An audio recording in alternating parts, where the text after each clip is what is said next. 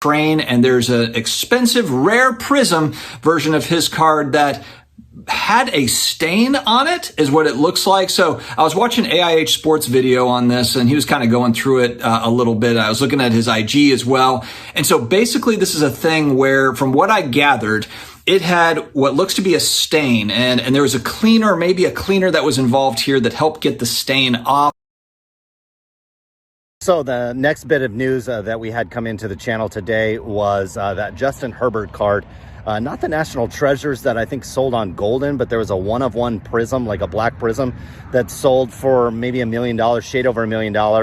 And this guy on Instagram, I think it's called Kurt's Card Care or something.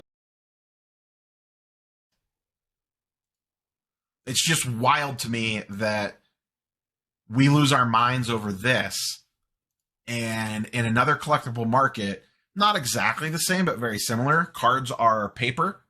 Comic books are paper. So it's similar mediums to a degree. You know, you're talking about cardboard in one case and paper in another case.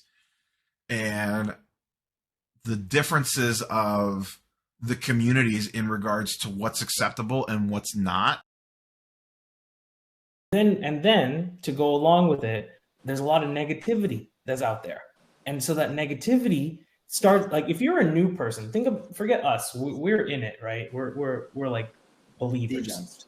And you're a new person and you want to make a card account on Instagram. And then you start adding some of the big names and you're probably fine. And then you start adding some other people. Then you start seeing scam, negative, which is fair. Those things do occur. But it brings on this persona that cleaning cards, not cleaning cards. How much can you clean it? Can you wipe it down with a cloth? I kind of, going to one thing you said, Hammer, there's a difference between adding and taking away. Yep. In my opinion, I think if you're cleaning a card, I don't even have a problem as much with a little bit of spray of some type of chemical, because if you're taking stuff that was there, that wasn't intended to be there, if you're taking away fingerprints and dirt and grime and stuff that got on it during the packaging process, or you're taking away, that's okay. The second you start adding, you start filling in scratches or that becomes a problem. But even that's a gray area, because you could say, well, why don't I just take away a little nick in the corner? So, which obviously you can't do that. That's trimming's definitely beyond the line. So it's a tough question. I don't know. I do agree, Doug, that the card world is just different on this, different than the fine art world. But you know what? It is what it is. A gentleman by the name of Kurt's Card Care, I don't know if, I guess it's the gentleman, Kurt, has been advertising some of the work he's been doing on sports cards. Now, we've talked about this in the past, I think, without actually mentioning a name, about how people have been fixing corners, and recently, in regards to the $1.1 million Justin Herbert black finite that rookie that closed recently, there are some before and after photos that he's shared and kind of boasted about how there was it looked like a splotch on it. Hey guys, hope everything's going well. You guys know that drill. Smash that like button, subscribe if you haven't, comment down below. Follow me on Instagram at AIH_sports. Follow me on my finance channel at AIH Finance. Never would I have expected a topic that I'm covering, a small channel, it would get a lot of content creators to talk about. And obviously it made the mainstream news, but it didn't cover the issues, in my opinion, in a way that should have been covered, right? I didn't see Ravel reach out to Beckett for a comment on, hey, do you consider this altered or not? So I think the mainstream media gave Beckett and the sports card hobby a free pass, but that's just my opinion.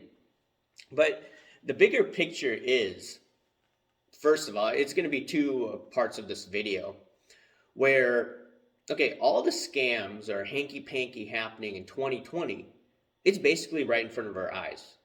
Okay, if you look at the BBCE situation, the whole mix-up of the cards at the National, that was caught by people, right, in the community. People in the hobby. They figured out, hey, there's definitely a mix up there. Okay. You could call it a hanky panky with some of these breakers, right? Taking cards away from, or you had the backyard bros, right? You had that Trevor Lawrence situation. You had stuff with platinum breaks going on, right? That stuff was coming out. You had the whole situation with Karl Marx earlier this year. You had a lot of people, or some people still haven't gotten all their cards back from PSA. Right, that Ponzi scheme. And because of that Ponzi scheme, it just hurt a lot of people. And you don't know, first of all, if the cards people submitted to Marx were taken by him, right? And then some of them were swapped out. We still don't know to this day. So you had stuff like that. You had the BBC mess up with Card Kahuna, Pokemon, and all that stuff. All of these things are coming down the pipeline. And also card prices even went down further for most of them, right? Now, some people say, oh, wait, if you bought a long time ago, pre-pandemic, you're fine. Yeah, a lot of these cards, if you bought pre-pandemic, you're fine. But I would argue, where's the volume? Who was buying what? People were buying, the bag holders were buying post-2020, right? So that's the issue that I'm talking about. And I talked about, hey, this topic many times, and I was buying pre-pandemic a lot of these cards as well, and I'm still up. So it is what it is. So, just touching base on this another time, which may annoy people, but the reality is what goes on behind closed doors. Sports Card Radio has alluded to it, and they had a pretty interesting article yesterday. And in that article, they discussed how the FBI may potentially be investigating them, right? So I've been tipped off information as well that I haven't disclosed. But all I can say is that there is at least one auction house where someone's tied to it and they're taking doctored cards, sending it to the auction houses. Or what they do is they buy off eBay, from my understanding, crack the slabs, doctor the cards. It appears much worse than just wiping a fingerprint out. Doctor the cards. They submit it to PSA, BGS, SGC, etc. Get it slabbed, get those cards back, and send it to this one auction house, right? And one or two auction houses, from my understanding. And it appears that a lot of cards are doctored, right? And I'm just thinking out loud, how many cards out there are tainted? And we don't know the long-term effects of, a polish that's used, a chemical's used, etc. That's why I've been very, very, very aggressive about this topic. And people that have been coming after me are people that have endorsements from some of these companies in the hobby. Some people may work directly in the hobby, but they're not going to ask further questions. They're going to be like, oh, what is a fingerprint? Because I saw that on Darren Revel's article. No, they're just going to keep it to that level, and they're not going to take it to the other step. And that's where that's in my opinion, the smoking gun. But I doubt that this information is going to be out there unless the FBI does further investigation of this. But we shall see. But anyways, speaking of all these scams, right? When you hear the word scam, I believe that since it's coming out so much, right? All the videos, last year, it's about scam this, I talk about it as well. There's a scam here, there's a scam there. A lot of people getting screwed over, right? When I see it to this level, and I see people actually talking about some of the topics I'm talking now, I'm thinking, wait a second. This could actually be a good buying opportunity. And I'm just seeing like, hey, look, some of these cards, I showed it on my IG. There was this one Dwayne Wade card. I think a PSA 9, I believe, sold for $450. His rookie card, I think it's Topps, his base card. And now you could buy a PSA 9 for under $50. You're talking about a 90% haircut. So when I saw something like that, I'm like, hey, let me look at CSG. Once again, I don't like what CSG does in the comic book world in offering restoration of their comics, whatever, but they have 2 top graders from Beckett. And I'm like, hey, let me just snag this $21 card. It's not that much, right?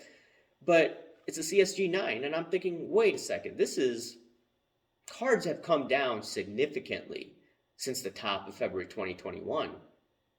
And this is the time where I want to slowly accumulate. I've always said that, hey, we're going to probably get a bounce, right? And whenever the Fed decides to stop raising interest rates, right? Whenever the dollar index reverses, some people are saying the dollar index could go higher, right? I'm going to keep an open mind because I thought the dollar index would have reversed by now, but it hasn't. But the minute that it does, asset prices, equities will go higher. Crypto, in my opinion, will go higher. So, some of these cheap cards, like how low can it go? A $20 card that I talked about, it's not going to go to zero. Maybe it could go down a little further, but I believe that the upside, especially a guy for like Wade, who's going to be in the Hall of Fame, I believe soon, I mean, that card should go up in value. And then I'm just looking at other cards as well. Someone messaged me that, hey, some Shaq cards have gone down over 90%. I'm like, okay, this is a better time when an asset price or a collectible goes down 90%. It's of a quality player, quality card. I want to buy. So despite the talk that I've seen all these hanky-panky things going on, all these alleged scams, whatever. Okay, now what? I think it's a good buying opportunity. Now the thing is, though, how many of these cards are doctored? And, do you have a card that's been doctored and you don't even know about it? I mean, that's the only thing. But it is what it is, guys. So I just wanted to touch base on that. So anyways, let me know what you think. Remember to smash that like button, subscribe if you haven't, comment down below, guys. Thank you. Bye.